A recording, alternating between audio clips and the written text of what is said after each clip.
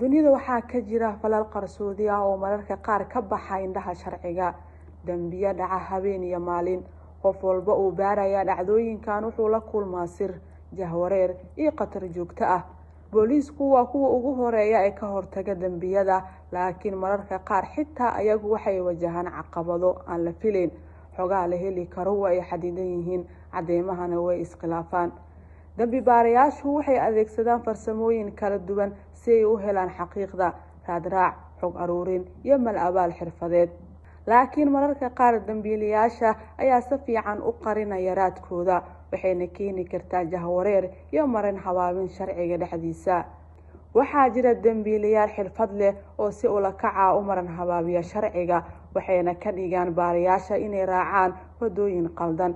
xaaladaha noocaasi waxay muujiyaan sida sirta iyo mal-abaalka ay muhiim ugu yihiin howsha baaritaanka. sheekadani waa mid ku saabsan xaqiiqo iyo mal-abaal, sir iyo khatar, iyo sida booliiska iyo dambi baarayaasha ay u dagaalamaan si ay usoo qabtaan kuwa mar kale sharciga marin habaabinaya. adiga se daawade, maskaxdaada fur oo isticmaal maxay tahay waxa dhabta ah, maxaase kaliya mal-abaal ah.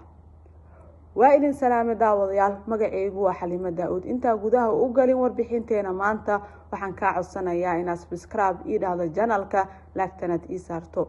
channelkan waxaad ka helaysaa xogaha sirdoon, dambiyada qarsoon iyo xogaha caalamka.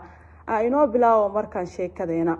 London sanadkii 1888 haweenadu waxay ahaayeen kuwa mugdi ah, jidadkuna ay aamusan yihiin, balse cabsida ayaa hawada buuxisay. dadku waxay bilaabeen inay dareemaan in wax aan caadi ahayn ay soo socdaan.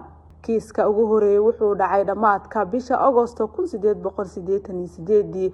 dhacdadan ayaana noqotay tii kicisay feejignaan guud, inkastoo waqtigaasi aan la hubin inay tahay bilow taxane.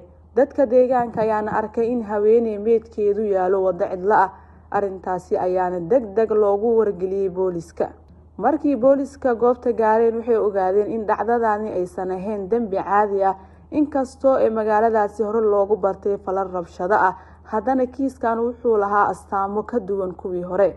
booliisku waxay si degdeg ah u xireen goobta, inkastoo waqtigaasi aysan jirin nidaam casri ah oo ilaalin goob dambiyeedka ah. dad badan oo rayid ah ayaana mar hore soo gaaray goobta, taasoo keentay in raad badan ay lumiyaan ama ay qasmaan. dambi baarayaashu waqtigaasi waxay ku tiirsanayeen kaliya indho-indheen, warbixin qoraal ah iyo su'aalo la weydiinayo dadka deegaanka. ma jirin DNA, sawiro cad ama qalab lagu cabirayo waqtiga saxda ah ee dhacdadu dhacday. markhaatiyo ayaana la wareystay, balse hadaladoodu ma ahayn kuwo isku mid ah. taasi waxay adkeysay in la helo tilmaam cad. booliisku waxay bilaabeen inay falanqeeyaan goobta, waqtiga iyo meelaha laga soo galay iyo sida uu dambiiluhu ugu baxay goobta.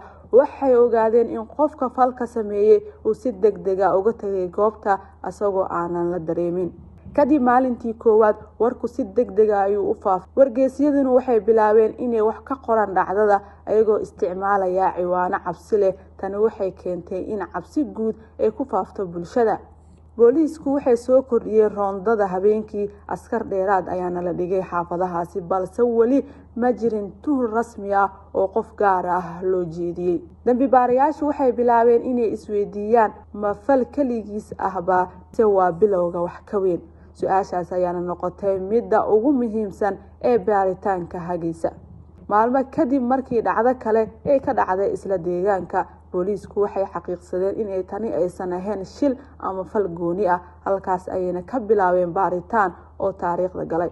kiiska labaad wuxuu dhacay dhowr toddobaad kadib isla deegaanka. isku ekaanshaha goobta iyo waqtiga ayaana keentay in booliiska ay bilaabaan inay ka shakiyaan in hal qof oo kaliya uu ka dambeeyo. kiisaska xigay waxay dhaceen muddo gaaban gudahood, taasoo muujisay in dambiilayaashu inay tahay kuwa isku xiran. booliisku waxay arkeen qaab isku mid ah sida falalka u dhacayaan. inta badan falalku waxay dhacayeen habeen, xilli dambe ama waa berigii xilli hore, waqti ay jidadku cidla yihiin, dadkuna ay hurdaan. arrin si joogto ah ugu muuqatay dhammaan kiisaska. booliisku waxay bilaabeen isbarbardhig ku saabsan dhammaan 5 kiis, ayagoo eegaya waqtiga, goobta iyo daruufaha guud. tani waxa ay ahayd markii ugu horeysay ee la yiraahdo waa taxane dambiyo ah. markii booliska isbarbar dhigeen kiisaska waxay bilaabeen inay dareemaan inaysan ahayn shil kala go'an. dambi baarayaashu waxay kulamo gaar ah la yeesheen ayagoona isku keenay dhammaan warbixinadii la qoray waxayna ogaadeen in dambiiluhu oo u muuqdo mid yaqaan deegaanka si fiican kana faa'iideysanaya mugdiga iyo mashquulka magaalada. booliisku waxay kordhiyeen roondada waxayna bilaabeen inay isticmaalaan askar sir ah sida dharcad. ujeedku waxay ahayd in la soo jiito dambiilaha ama ugu yaraan la helo tilmaam cusub. inkastoo dadaaladaasi ay jireen dhacdooyin kale ayaa mar kale dhacay. markasta ay dhacdo cusub timaado cabsidu waa sii badatay warbaahintuna waxay noqotay mid si joogto ah u dabagasha. wargeysyada ayaa bilaabay inay isweydiiyaan su'aalo culus. sidee ayay suurtagal ku tahay in dambiiluhu mar walba ka baxsado sharciga? tani waxay cadaadis ku noqotay booliiska kuwaas oo lagu eedeeyay inaysan xakameyn karin xaaladda. dambi baarayaashu waxay go'aansadeen inay diiradda saaraan hal aragti, in hal qof oo qorshe leh oo ka dambeeyo dhammaan dhacdooyinkaasi. tani waxay ahayd isbedel weyn oo ku yimid jihada baaritaanka. liis dad laga shakisan yahay ayaana la sameeyay. qof kasta oo dhawaa goobta ama lahaa dabeecado shakhsi ah ayaa la wareystay, laakiin mar walba cadeen la'aan ayaa keentay in la sii daayo. kadib kiis kasta oo cusub booliiska iyo dambi baarayaashu waxay noqdeen kuwo aad u hubanti badan. tani waa taxane dambiye ah oo isku xiran. halkaas ayayna ka bilaabatay raadinta rasmiga ee dilaaga aan wali la aqoonsan. booliisku waxay ogaayeen in dambiyada badan halkaasi ka dhaceen, balse midkaan wuu ka duwan yahay dhammaan wixii dhacay. markhaatiyaashii la helay mid walba sheeko gaar ah ayuu watay. qaar waxay sheegayeen inay arkeen nin shaki leh. habeen walba oo askarta booliisku waxa ay ku wareegi jireen magaalada iyagoo rajeynaya inay qabtaan qof kala raadinayo.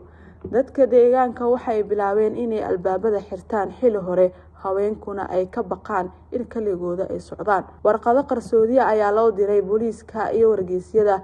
mid ka mid ah waraaqahaasi ayaa markii ugu horeysay loo isticmaalay magaca Jack the Ripper. booliisku ma hubin in warqadaasi ay ka timid dilaaga dhabta ah, balse magacu si degdeg ah ayuu u caanbaxay. dambi baarayaasha qaarkood waxay aamineen in dilaaga joojiyay falkiisa, qaar kalena waxay rumeysnaayeen inuu weli ku dhex jiro dadka. sanadkii xigay feelasha kiiska waa la xiray, balse su'aalihii waa ay furnaayeen. qarnigii 20aad cilmi baarayaasha cusub ayaana dib u furay kiiska ayagoona isticmaalaya hab casri ah.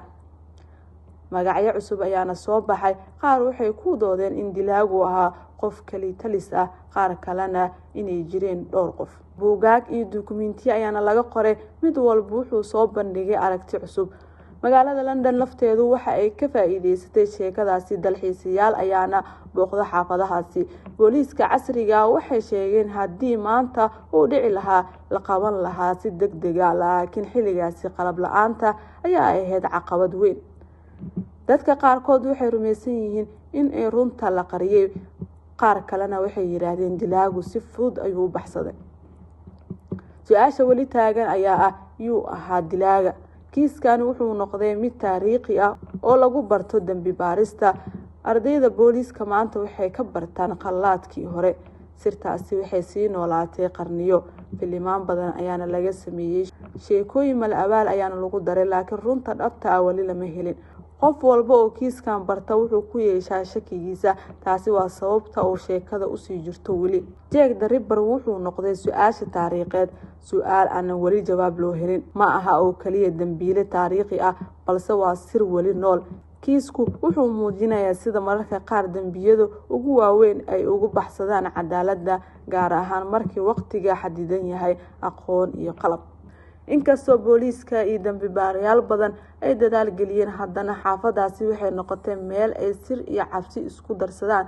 taasi waxay muujisay sida deegaanka iyo xaaladda bulsho ay saameyn ku yeelan karaan baaritaanka dambi. kiiskan wuxuu iftiimiyay doorka warbaahinta. wargeysyada ayaana faafiyay cabsi iyo malawaal iyo magacii Jack the Ripper, taas oo mararka qaar ka caawisay baaritaanka, marka kalena jahwareerisay. warqadihii la sheegay in uu u diray dilaagu waxay noqdeen xudunta sheekada. inkastoo intoodii badan loo arkay been abuur, haddana waxay muujiyeen sida dambiile ama qof kale u adeegsan karo warbaahinta si uu u abuuro caannimo iyo cabsi. dib u furidda kiiska qarnigii 20aad iyo qarnigii 21aad iyadoo la adeegsanayo cilmi baaris iyo tiknoolajiyada cusub waxay muujisay rabitaanka bini'aadamka ee ah in la helo runta xitaa haddii ay adkaato. inkasta ahaatee khibradu waxay isku raacsan yihiin in cadeymo badan ay lumeen ama aan la keedin si sax ah, taasoo ka dhigaysa in kiiska si buuxda loo xaliyo mid aad u adag. wuxuu noqday cashir muhiim ah oo dambi baarista casriga ah, muhiimadda xog ururinta, diiwaangelinta iyo adeegsiga caddeyn saynis. haddii halkan la soo gaartay daawadayaal waa idinkaga mahadcelinayaa. muuqaalkana like dheh, share dheh si saaxiibo badan u gaarno. qaybta hoose faaladana fikirkaaga nagula wadaag. saaxiibada cusubna soo dhawaada ayaa idin leeyahay mar kale.